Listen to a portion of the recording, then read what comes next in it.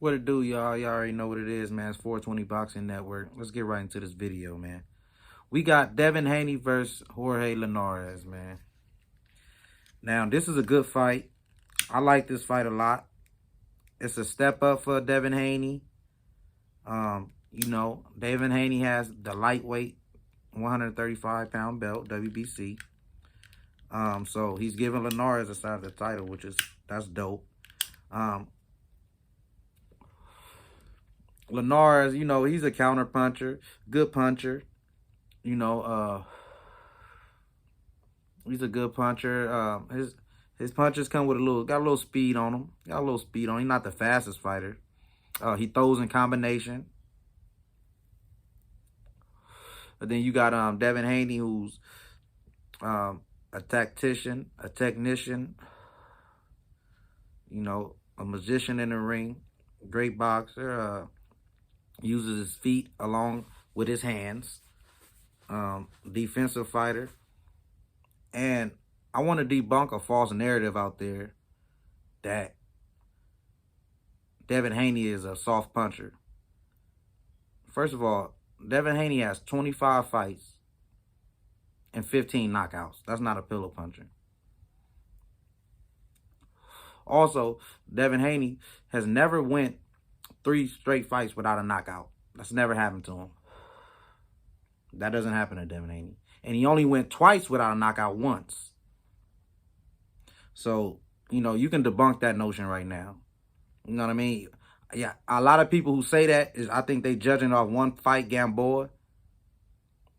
And I feel like they're doing Gamboa a disservice because they acting like Gamboa just get knocked out every day.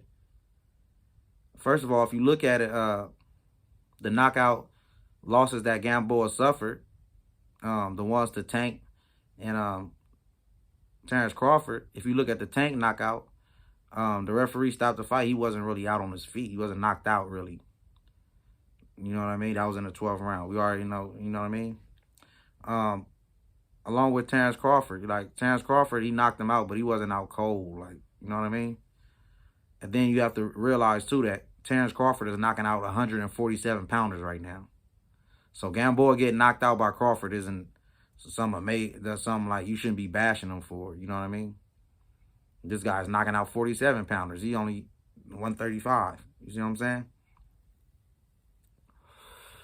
So by Haney not being able to knock him out, that doesn't mean that he's a pillow puncher.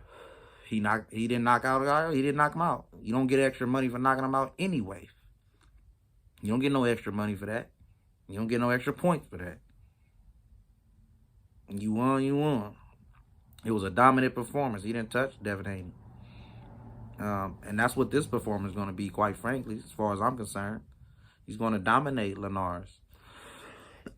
Here's why.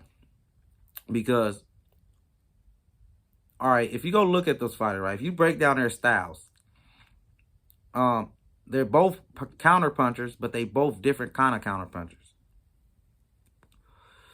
Linares wants to catch it on the glove and shoot back with something.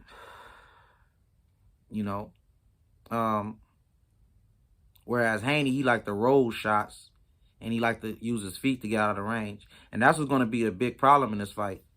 Because, see, when Haney throws,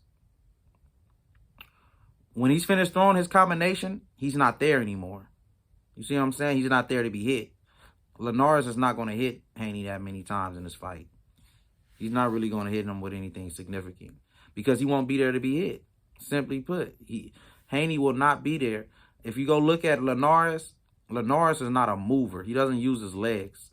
He's not about to be running around a ring. He's not about to jump back after a combination. After Linares throws his combination, he stands right there. He doesn't move after he throws his combination.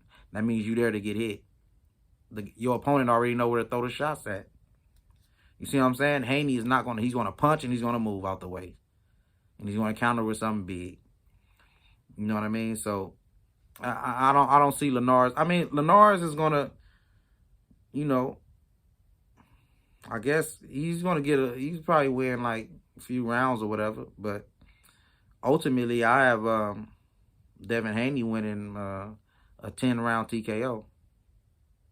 Yeah, I feel like Devin Haney is going to showcase a lot in this fight. I feel like he finally got like a guy who's going to, exchange with him, try to. You know what I mean? He's going to try to exchange. Linares is going to come at him. You got a guy that's going to come at you. Yeah, he's gonna love that. Now, Linares, as we know, was supposed to fight Ryan Garcia earlier this year. And then Ryan Garcia, I don't know what the fuck he did, retired or what. Whatever. He's fighting Devin Haney. So, when Linares was lined up to fight Ryan, they said he was gonna give Ryan a tough fight. They said it's gonna be Ryan's toughest fight and all this. I'm telling you now, I got Devin Haney. I got him by a 10th round stoppage, TKO. Devin is going to be going to the head and the body.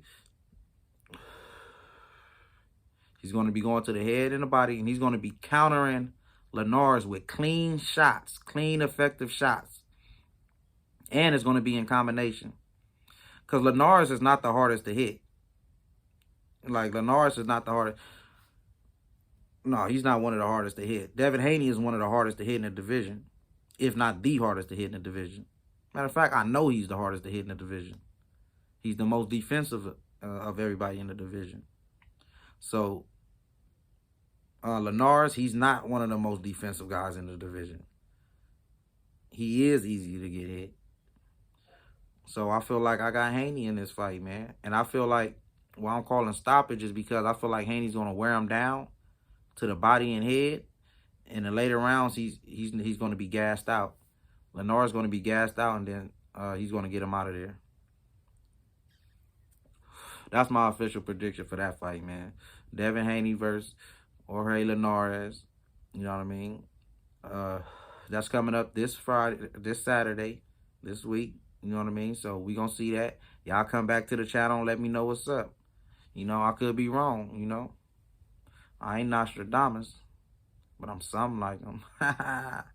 You know what I mean? So y'all come back to the channel. Let me know what the outcome of that fight. Like, comment, subscribe, man.